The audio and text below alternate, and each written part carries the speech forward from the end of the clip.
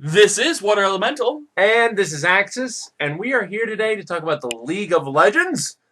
This is a Mobius-style battle game that is free to play and extremely enjoyable. So check it out today if you haven't already. Moving right along. Wait, hold on. This is our 100th video. Is it? It is. I don't know that it is. It is. Look. I'm looking. I don't know what I'm looking at here. Oh, okay, the other tab. No, that's cute. Wow, it'll be our 100th upload. Wow. What do you know? We got some interesting things to talk about this week. Riven, the exiled person. We have a mechanics preview at the moment. Oh, They've been yes, really wonky with her too. Yeah, kind of weird. They just got back from the E3 horrible, maneuvering going on. I know Dominion's coming out, but still. Shh. Relax. I can't relax, fanboy. Everything will be okay. So we got Riven stuff coming out. We got a couple of details on their art development, especially regarding Dominions. There's some stuff there. A couple of skins on sale. No new skins this week. Yeah, no new skins this week. Kind of weird. But again, it's been kind of a lackluster week. But let's jump right into it. Riven! They released a mechanics preview. It's probably the vaguest piece of information. It's cryptic. It's really weird. It's really vague. But let me kind of break down my thoughts on this. Basically, they're saying we want her to be a combo fighter. Their focus is heavily on getting good combos on. So she's going to be almost Mal's-esque, where you just push all your buttons and just hope like hell you do okay.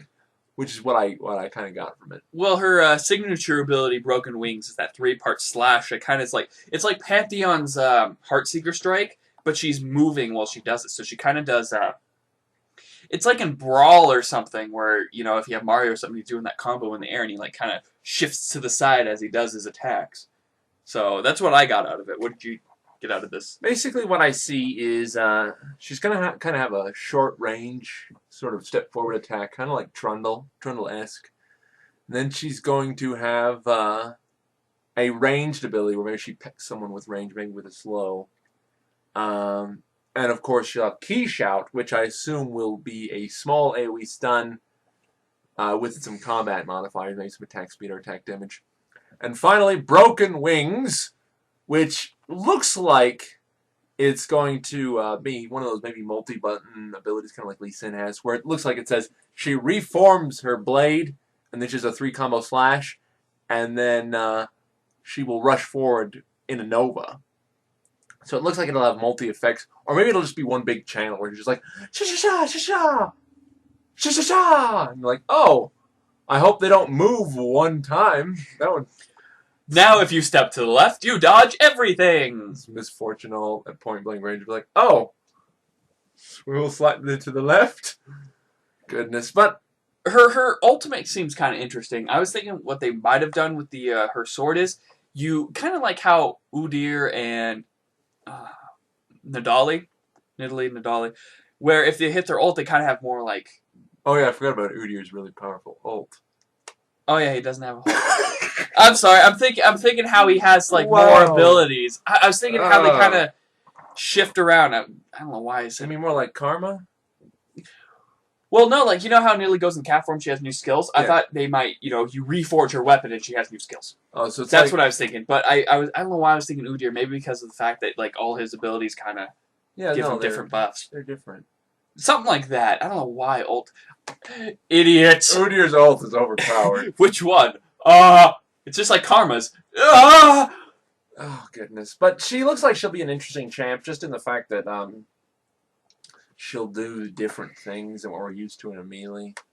Lee Sin was kind of like that, where it's just a whole different way to play melee, and it was really interesting for a long time. And it still is to this day. It's still interesting, but yeah, when he came out, it was hard to deal with. But again, this is a very vague mechanics preview, so it's kind of hard for us to report on this, guys. But tell us what you think. What do you think she's gonna do? Is she a crazy combo melee, or is she just gonna be a really strong bruiser with a good AoE stun? What more information we have? We have a full-on picture of what Riven looks like. In the latest PC Gamer, they released Riven's full artwork, not just some vague description. And she looks alright. I like her art style on her. They show more detail of the broken blade once again. They don't really go too much detail other than the artistic side. But what they do go into is a second champion. We don't know if he's going to come out right after Riven or sometime in the future. But his name is Magus, the Magus Ascendant. My God! This looks like the coolest, most badass motherfucker in the world. He looks like friggin'... He looks like Nevermore. He looks like Nevermore. What he is there's a picture of him. He looks like an ethereal. He looks like this cool, like, essence champion that has armor built around him. And then there's him, like he's a transformer, and he transforms into a coffin. Well, it's not even that. Like, his armor collapses, and then when he unleashes his energy, the armor out, and his energy is just, like, going crazy. You are swearing like crazy today. He's so cool! Look at him! Look at the chains! The chains from my dreams!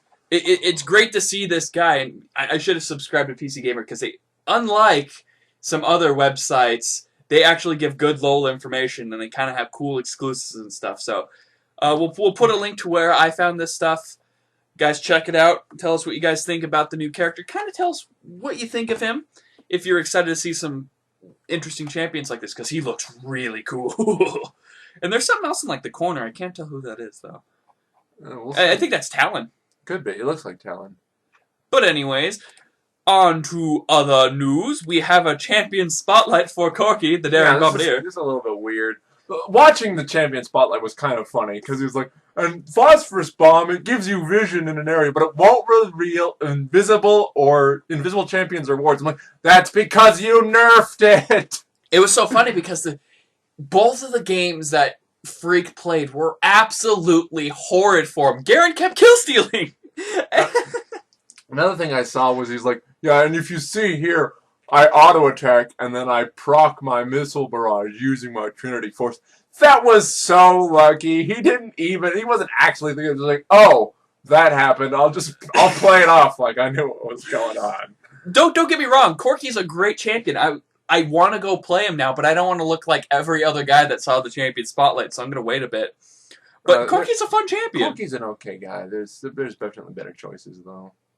Yeah. His golden days are long past. Yeah, because of the phosphorus bomb nerf and the... Well, not even the Gatling gun nerf. I mean, don't get me wrong, Armor Shred's good, but it went from 25% to 10%. You just can't really recover from that. Of course you can.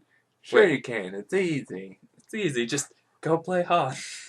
We have some skin sales this week. We have Leprechaun Vega. It's pretty good. It's got brand new particle effects with a pot of gold thing. It's really funny. Definitely pick it up if you're a Vega player. We have Tempest Janna. John doesn't have a lot of skins, but this one's fair looking. You have it, isn't it? Is it good? I like the skin. I really like the look of it. Between her Hextech one and this one, I like the theme about this one more. I am mad because I picked it up 2 weeks ago, and then they come out with the sale. No, that's great. Finally, we have Noxus Poppy. Alright, Poppy has a lot of creepy skins, and this is the skin that looks the least creepy, is the thing. It's supposed to be really black and intimidating and creepy, but, like, you look at Lollipoppy... Lollipoppy is much more creepy! It haunts my dreams! You're like, oh, she's just black. That's not really frightening at all. What is the deal here? First we have Black Annie, now we have Black Poppy. They're trying to trip me up, and it's really bothering me. Okay, Black Poppy is good. Okay, it's really good. That's what I'm gonna stick with. It's only 260, so if you take his advice, you know. Jeez. They're all 260, so there's no reason to not have the Leprechaun Vega skin. If you play Vega and you want, you know... See, I go with Baron Von Vega personally, just because I like the look of the skin, but the Leprechaun was definitely a real treat to use. Shooting rainbows is great! Who doesn't love rainbows is my question. Hitler. Yeah, that's true. And finally, we have the Developer's Diary. They go over the art and environment for Dominion. Again... this is an interesting read. Did you read over it? I didn't read this one as much. I'm not an art person, per se, but it's still pretty interesting to read. I looked at the picture. It's now my background. And I just love in the back, it's like there's Garen just standing there. And in the back, you got Nocturne. He's just like, why don't you not like me, Garen? Please, can we be friends? And he's just like, nah, it's all me, baby. The thing I like about this piece here is that they talk a lot about how the lore kind of inspired the environment they created, like how Calamondia was just a backwater mining town, and how this huge surge of war and demand for supplies has really changed the outlook, and how like they wanted to go to the interior of the mine and the exterior of the mine, and how things would look dilapidated, and how there would be marks from the brief war there. It's just a really good read, and if you're a big lore buff, you'll appreciate that they actually put some thought into it. Yeah, definitely. Like I said, the art in LoL is great. I really like the artists that do it. You got to give them props. I'm hoping they do an art spotlight for what's her face, Riven, because they're very interesting to watch. For sure. That really wraps it up for the news this week. So let's kind of move on to our own stuff. We've got questions. Yes, we do have questions. Our first question actually comes from the brand new Arx Vitalis Let's Play. It is Q, : will you still be making LOL podcast videos? A, : why would we stop? We're adding new stuff to the site, guys. We're going to have more people helping out with us because me and Axis cannot give you all the content we need. We're very busy right now, so... Well, I try to give you guys as much content as I can, but says slapping my body around for a while in front of a camera doesn't count as a podcast, so... No, that will get us removed from YouTube. Oh. I know that I found out that 2% of our audience is women. Yes! So the 2% will be like, oh! And then everybody else will be like... ladies. But Gosh. Yeah. Alright. You know what? No. Yeah, he's right, though. We're expanding. He and I, even, are trying to do more content. We've had a lot of stumbling, but we are trying to get more content besides the podcast out. And again, this is just more stuff to our portfolio, guys, so don't worry. We're still going to be putting out the content you like, and even more so in the future. So just look forward to it. Guys, support JCB. He's been very, very helpful this week. He's been constantly updating new stuff. I have actually been I have, every time I get one up, he already has 2 in our inbox, so he's going to be constantly putting stuff out here. He's already got some APB stuff. He's got more stuff planned. We're probably going to start up Zombie Fest again. Woo! So, 4 People Zombie Fest is a lot cooler than just me talking to the camera for 20 minutes. Oh my god. I learned from my mistakes, but hey. Yeah, so leave them feedback if you guys feel up to it. Even check it out. It's actually a pretty neat game. I've never heard of it. I've never heard of it either, and it's just kind of nice to get his perspective from it, because he has that dry sense of humor that's opposite of ours. Very saturated, wet humor that we have over here. And then you just have, oh look, Falcon Punch. Just, you got to give him props. He's working very hard over there. And the backstory behind his intro is, I asked him what music he would like, and he's just like, just get me a 70s porn intro music. So, yeah, I picked the most upbeat I possibly can. Sweet. Our next question actually comes from the show. This one is from our moderator, and he says, do you guys see any future meta changes? With the heal nerf, I think we see more poking champions like Gragas' barrels, Caitlyn's Qs, etc. And in teams, but other than that, the meta seems to be in a decent place. Ryan has mentioned that changing range dominance in lane, and do you think that if any changes do happen with that, do you think they will affect the meta very much? And how much will it shift from there? Well, he's got a good point. Ranged has always been a dominating factor in a lane. I mean, don't get me wrong, I love my melee in a lane. I play a mean Talon, I play a mean Garen, but when you can't poke them back, it's really hard to lane. Yeah, which is why one of there were a lot of complaints about heal, because if you went support melee in a lane, you could do pretty darn good. Not that it was too much of a buff, but it was amazing. And now it's kind of knocked down a bit, so you really have to be more tactical. And range will always have the privilege of saying, well, I don't need a gap closer. My auto attack is my gap closer. And melee will always be in a bad place because of that. They have to get up in your face, they have to deal the damage. And they're more durable, don't get me wrong. They have more resistances, HP, and base stats. But does that mean they're better? Because again, they might hit for 2 extra damage per attack, but they're spending 2 seconds running up to someone. So that 2 damage they gain from their base stats doesn't really equate to that 2 seconds they're waiting to get up into a champion's face. Especially with these really high-powered kite champions like Ashe, for example. You can't touch her, and she has that range, and she has that really nice damage on her. So, you know, it's pretty hard to do anything if you're solo laning against her or anything, because she just has that range and she has that power to say, if you even try to get close to me, you're going to be slowed. Definitely.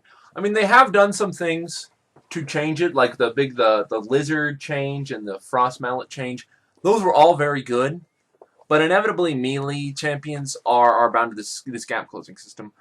And so one of the things they could do, which they won't do, is make CC more powerful on range. Now, they're not going to do that because that would be a little bit overpowered. But changing CC so that way it's more effective, especially on fleeing opponents, might be something they could do. But inevitably, you're never going to really have a balance between ranged and melee. They have their strengths, they have their weaknesses. It just so happens that melee has slightly more weaknesses. That's why we liked when Talon came out. Talon had a great gap closer, and he had a lot of abilities that kind of compensated for the fact that he's a melee champion. Yeah, he had a movement speed increase buff and the stealth, which gave him a great initiator. Then he had the jump, and then he had the silence. So all and the that slow stuff, even too. He had the whole kit. He's just a little squishy. Yeah, but you know, our little Talon will be all right. So melee is in a bad place, but I don't think the meta will ever shift away from range. Range is very powerful, and range is very necessary. Especially with all the AoE going around. Unless they feel like combining Mordekaiser with Caitlyn and Karthus. Then they would have to shift the meta, because that would be the ultimate... Karthus Kaiser? Kate the Kaiser. Requiem shoots Mord buffs everywhere. And just... Requiem hits everyone with Mord ult. And Sight. Ugh. It'd be terrible. Alright. That would be the only situation where range meta would have to change. But, yeah, I mean, I know I'm a little bit, you know, crummy cannot answer in that, but, I mean, really, there's nothing they can do about that. I mean, ranged has to exist. Because if everyone was melee, I mean, it'd be terrible. I mean, think about that. That'd be awful. But melee does have a place, thank goodness, and ranged will always have a place. And I don't think the meta will ever shift away from that. Yeah, they might tweak it, but it will never completely shift. Indeed. And we're always looking for more questions, guys. Thank you for those this week. Send them to our email at spazticgaming@gmail.com. You can find the link in the information below, or you can post them in the comments here. We don't get nearly as many in our email, so if you have kind of a longer question you want to address more thoroughly, definitely email it to us, or just post it below. Whatever. Just do the things that you do. It'll be good. Whatevs. And finally, guys, this weekend on Friday, Saturday, and Sunday, oh boy, Axis and I will be at NDK in Denver, so if you are in the area or going to the convention, you can meet up with us there. Unfortunately, I will only be there for the weekend because I have to work Friday. I'm going to be there all weekend! Slaying hot... Alright, I've already done it twice this episode. God. It's going to be a good time. You know that bet we made a while ago where we're like, we'll dress up as characters for one show? Well, we did it, okay? And that's what we're going as. And next week's show, we will be in our full outfits looking like friggin' weirdos. Doing the whole episode on camera, which is going to be weird. It's going to be very weird. Very choppy, but... So, yes, we are finally taking care of that bet you guys asked for. We do have follow-through on this show for once in our lives. So, look forward to it. Our follow-through is kind of like, you know, in Minecraft where the water just kind of seeps and seeps until there's that boundary of water. That's that boundary we hit where it just kind of drops off. Oh, good analogy. Thank you. Oh. Well, this has been Axis. And Water Elemental. And we're telling you that, happy 100th. Happy 100!